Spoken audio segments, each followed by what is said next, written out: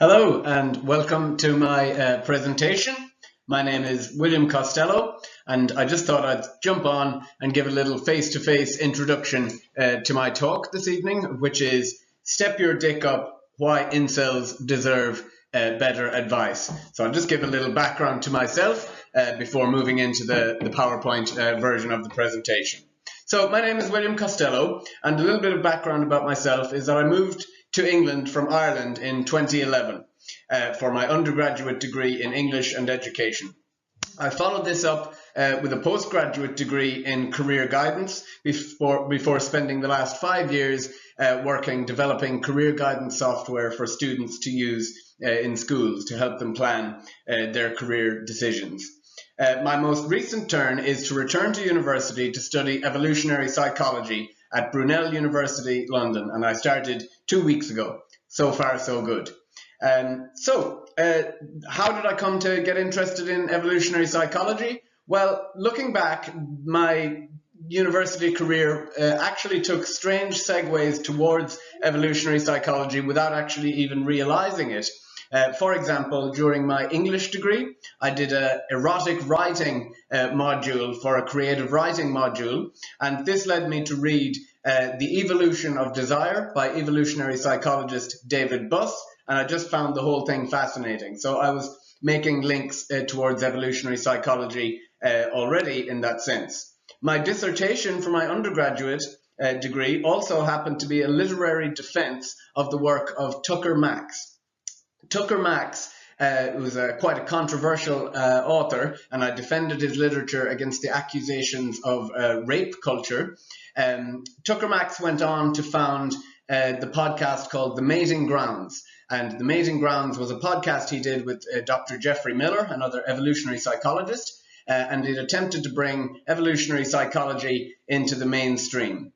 The reason why I'm going back to university now is because during my commute to and from work, I turned my car into a little mobile university, and every podcast, audiobook, everything I was listening to seemed to gravitate back towards evolutionary psychology. So I decided the time is right to go back and start my studies, which is what I'm doing now at Brunel. My long-term goal is to continue on to a PhD and eventually fulfill my long-term goal of working in higher education. In my spare time, I also write opinion pieces on various topics like identity politics, gender politics, a range of different cultural issues. And one of the pieces that I wrote over the summer that got me a lot of traction was this piece about incels, which is what the presentation is about today. The title of that was quite provocatively, Step Your Dick Up, Why Incels Deserve Better Advice. Since publishing the piece, which was published with A Voice for Men, it's been positively received by incels, normies, and even some feminists alike. So that means I'm either doing something really good or really wrong. And hopefully by the end of the presentation today, you'll think that I've done something really good. So I'll move on to the PowerPoint part of the presentation now. Thank you. So, what or who are the incels? We hear a lot about double standards between female and male sexual behavior. Women who have a lot of sex are often slut-shamed, while men who have lots of sex are seen as studs. What is often ignored, however, is how true the exact inverse of this is. Men who cannot get sex are seen as losers and are lampooned as members of the most derided group in society, incels. Meanwhile, perpetually single women are celebrated in society, and we lament the lack of good men out there. Examples of this include the 2019 Psychology Today article, Are There Not Enough Men Worth Marrying?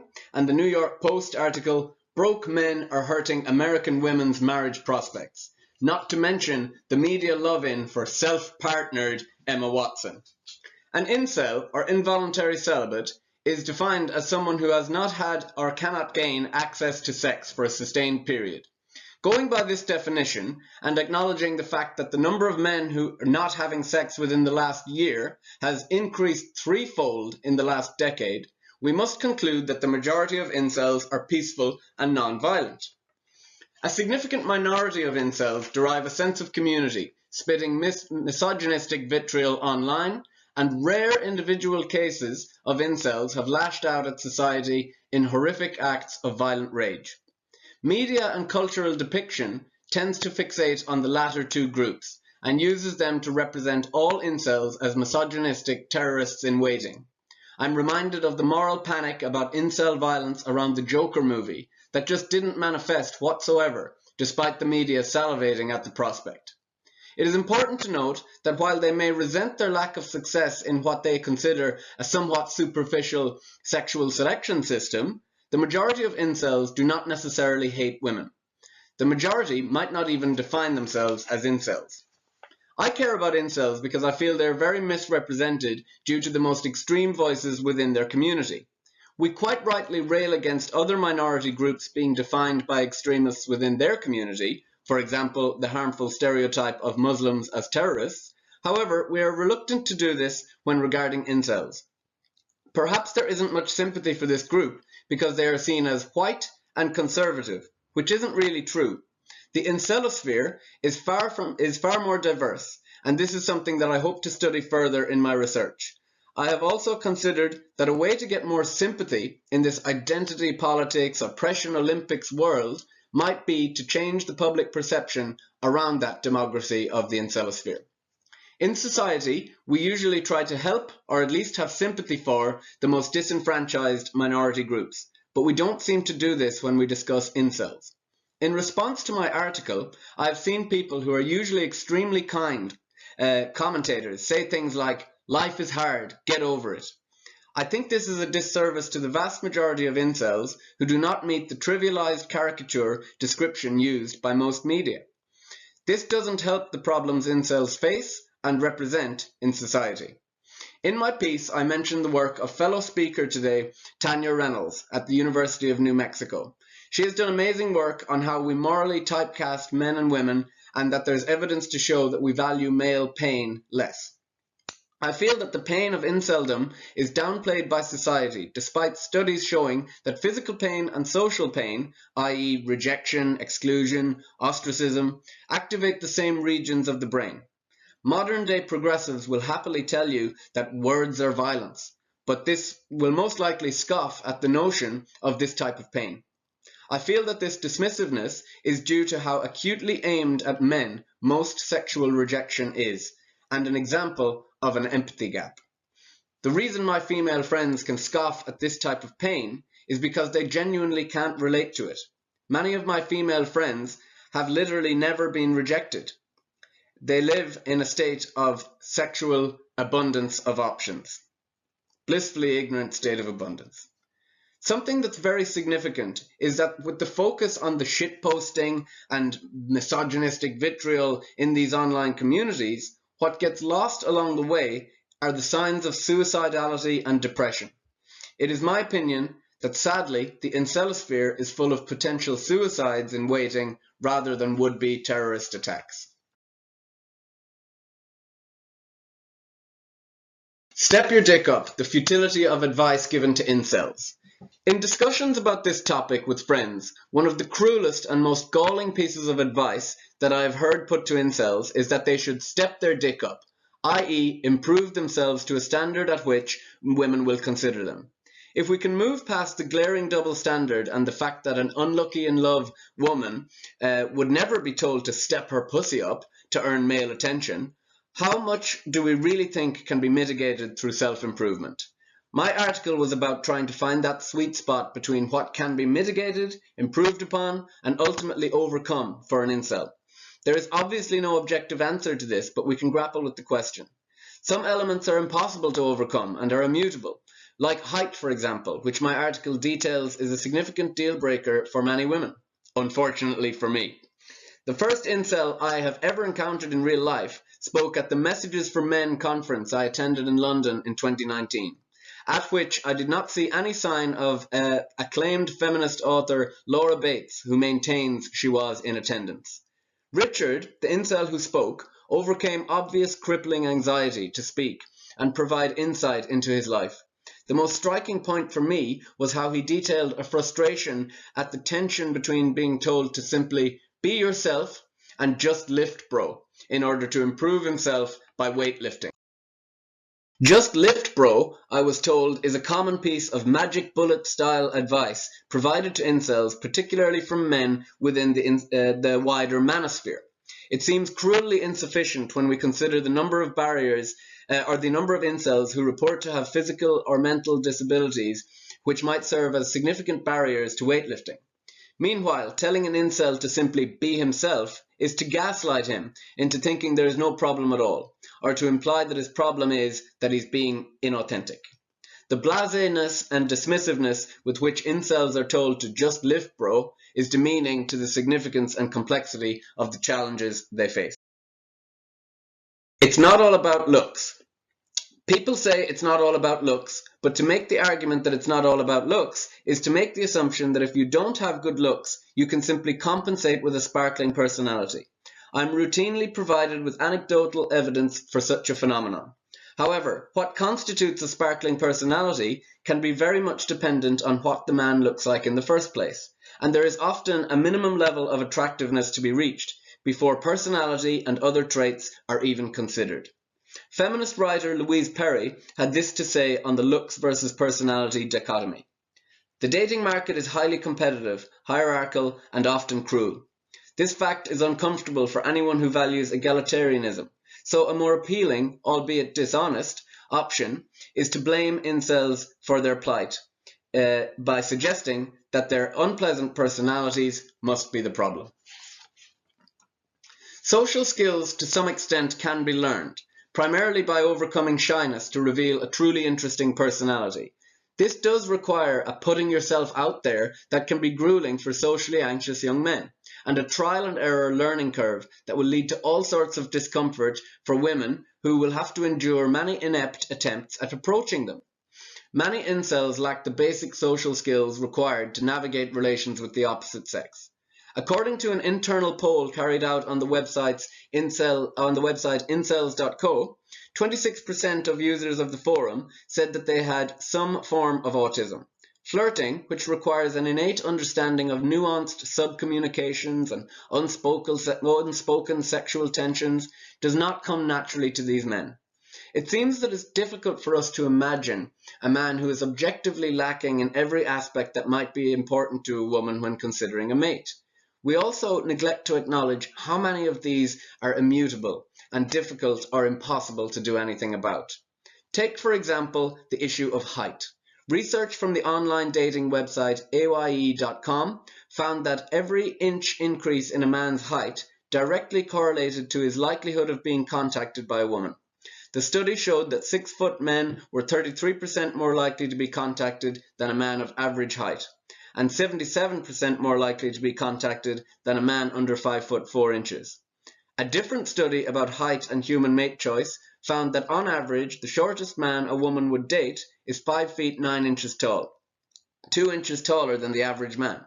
And the same study shows that 23% of men, compared to only 4% of women, would accept a dating relationship where the woman was taller. The average woman is 5 foot 3 inches. Why do we insist that men must persist in a world where 90% of romantic advances are expected to be made by men? Why do we want them to continue to run this gauntlet? Why do we want them to continuously pick themselves up and try again, only to endure humiliating rejection after each clumsy attempt? In a world with antiquated views about who should pay on a first date, how much money should a man have to spend fruitlessly on courtship before it's okay to stop? The notion that there's someone out there for everyone also seems oddly sexist towards women. If you just keep looking, there'll be a woman with low enough standards for you. What do we as a society get out of this ritual that causes so much pain? It has crossed my mind that many incels take such comfort from the identity and community aspect of inceldom that they would almost be reluctant to change. We need to give them a better choice to choose.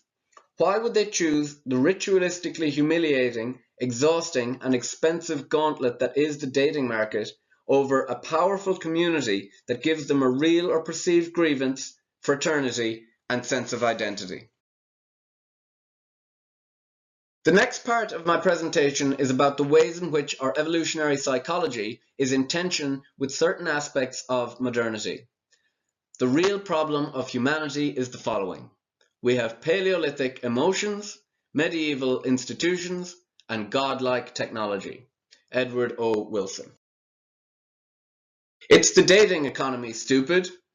Every time I discuss incels with any semblance of sympathy, I am met with a chorus of boo-hoo, woe is me, poor men, they're not entitled to sex or women, you know. This is of course true. I am not and have never at any point suggested that women should be made lower their standards to reduce the plight of the incel. However, the erosion of societally enforced monogamy, coupled with the fact that women are rapidly outpacing men in education, yet still seeking highly educated partners, has significantly exacerbated matters on this front. However, to have sympathy for incels does not equate to advocating women be given to them as their entitlement. However, I do want to discuss hypergamy and female sexual selection reward systems. Hypergamy is the idea that women tend to marry equal or higher earners than themselves. This is true cross-culturally. They make far better mating decisions than men due to the greater parental investment. They have a lot more to lose by choosing the wrong man. We men are pretty simple creatures in my book. We tend to follow the female reward system. And it's female sexual selection that has helped shape men's behavior more than anything. I often joke to my female friends that if they want different behavior, they should just start rewarding different things. A recent study by an academic called Joanna Pepin, who's conducting research on what young people really want from their relationships, found that just 5% of women said they would like a relationship with a man who works part-time or doesn't work while they worked full-time. We've done a fine job of bringing women into the workplace, but we haven't really brought men into the home more. And this isn't because men don't love their kids and families, it's because for centuries men showed love by being away from their families at work while the woman was at home raising the child. This led to resentment because each has what the other wants. This leads to a problem because now there literally aren't enough good men out there if we're to go by women's own modern romantic standard. This mismatch has traditionally been solved by societally enforced monogamy, but that has eroded over the last number of years. It is an uncomfortable truth that women no longer feel that they need to settle for a man that they don't want. And why should they? However, it does lead us to the problem of more and more men not being selected for and eventually to the incel problem. If we consider the two big predictors of meaning or a mentally well life for men, having a wife and having a job, in the past, men were guaranteed both of these pretty much because of societally enforced monogamy and the fact that most jobs were physical. We've made a switch from a brain-based economy rather than a brawn-based economy, and female emancipation into the workplace means that women are competing with men for the same jobs but wanting to marry equal or higher than themselves. This wouldn't be a problem if women were more comfortable in rewarding full-time fathers in their sexual selection. Now, we can frame this as, oh, fragile men and their egos, but they really are threatened because they have a lot to lose. And of course, I'm not advocating that men are entitled to women. I make that very clear in my article. However, I don't think any of this is good news for women either, because it means there are less and less men that they actually want to choose from. Incels could become the new Vikings. Another way in which inceldom was mitigated against historically was by aggressive colonialism, which obviously doesn't happen in the same way anymore. Single men used to be collected up and sent raiding in other countries, killing other men and taking wives for themselves. There's a great article pictured here by Mary Harrington that talks about incels becoming the new Viking. Tindernomics. The dating economy is increasingly moving online, and a recent study of Tinder found that the bottom 80% of men, in terms of attractiveness, are competing for the bottom 22% of women, and the top 78% of women are competing for the top 20% of men. Crudely put, the modern dating economy closer resembles polygyny, with the most high-status men having a monopoly on the majority of women. The majority of men are simply not being considered. I also recently came across a really sad piece of information the other day about Tinder using a social credit type system to determine which profiles are even shown in the first place. So, if you're not being chosen, the more it will lead to you not even being shown, and it's a race to the bottom. It reminds me of the biblical quote, "For to the one who has, more will be given, and he will have an abundance. But from the one who has not, even what he has will be taken away." Matthew 13:12. Incels have taken the decision to check out of a mating market in which they see the cost of courtship as being too high, both financially and emotionally. They are increasingly retreating to virtual worlds of pornography and online communities as shelter from what they see as a culture that rejects them. Consider the popularity of sites like OnlyFans. This is also an example of sex being used as a commodity and weaponizing men's sexual desire alongside women's craving for social media-style validation. What's significant here is that OnlyFans is still popular despite the amount of free hardcore pornography being available on the internet. In my opinion, it's not just about the sex for incels. I feel they crave intimacy, connection, and recognition to mitigate against loneliness and the dread of potentially being an evolutionary dead end. However, OnlyFans is merely a simulacrum of intimacy, and is ultimately hollow. Many incels rail against it as being exploitative, and it can be likened to the Joaquin Phoenix movie, Her. Uncanny vulvas and striking vipers. It is, however, worth considering what the future holds in terms of virtual reality and sex robots, and I believe there is another talk about this topic during today's conference. The hyperrealism and supernormal stimuli effect of virtual reality has been explored in popular imagination by the dystopian drama Black Mirror, and evolutionary psychologist Diana Fleischman explores this in a very interesting article called Uncanny Vulvas. Fleischman argues that evolutionary psychology can give us insights into how sex robots are going to develop and the ramifications they'll have on society. Future robots, she says, will have all the allure of the cues of fertility in a flesh and blood woman, combined with the artificial intelligence that creates compulsive reward-directed behavior. Pornography and prostitution are popular because they arrive at sexual end goals, or a reasonable facsimile, with more clarity and lower costs than in the mating market. The average single male, paying attention to contemporary social fashions, will struggle to understand the new rules of meeting, courting, or having sex with women.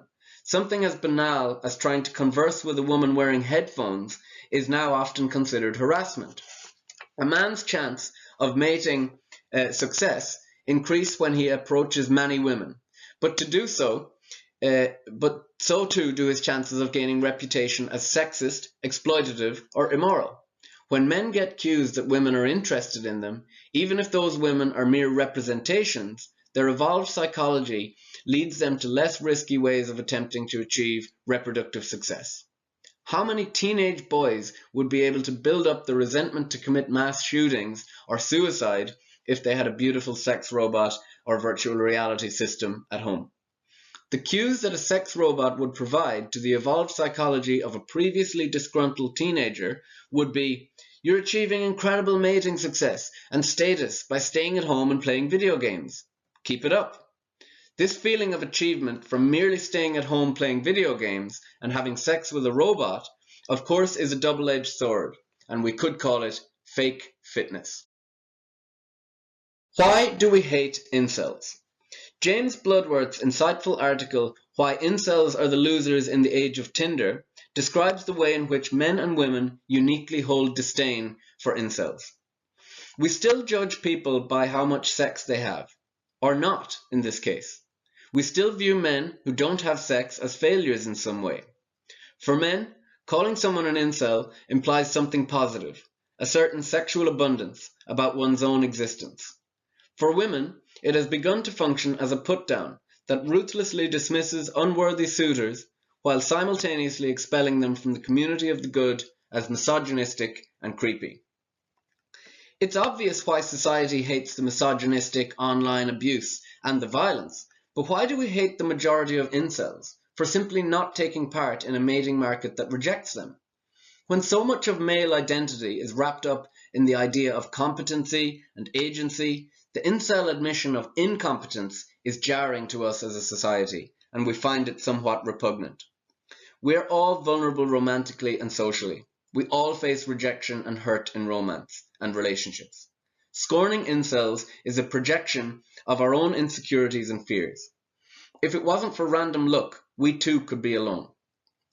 I wonder, is our disdain for incels an expression of an internal recognition at how superficial our sexual selection process really is? Are we hating the game by resenting the weakest players? So, what advice do I advocate? There happens to be a whole industry devoted towards helping men develop themselves to be more successful with women. However, the pickup artist industry, which coaches men how to game the system, is sneered at as superficial and sinister. Pickup artists are dismissed as teaching men how to trick women into considering them.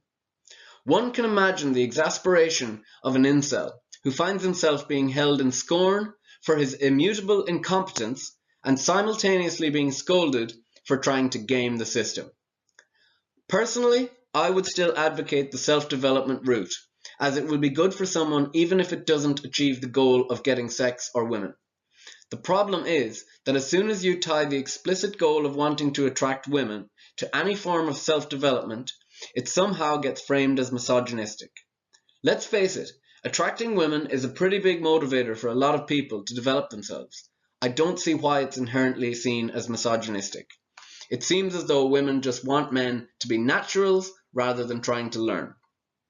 I also think that age is an element that cannot be understated in this conversation, and many incels who struggle throughout their early 20s will find their plight gets better as they approach their 30s. So, where do we go from here? Well, it's clear that more research needs to be done into an incredibly under-researched area in academia. Dr. Leif Ottesen-Kinnear, who has previously spoke at the International Conference for Men's Issues, has called for more research in this area. There are many lenses through which we can look at the incelosphere, and I intend to focus my research around the topic. I would love to hear from you about your ideas about what I should focus my research on. Thank you, and please follow me on Twitter to keep up with my latest work. My Twitter handle is @CostelloWilliam. Thank you.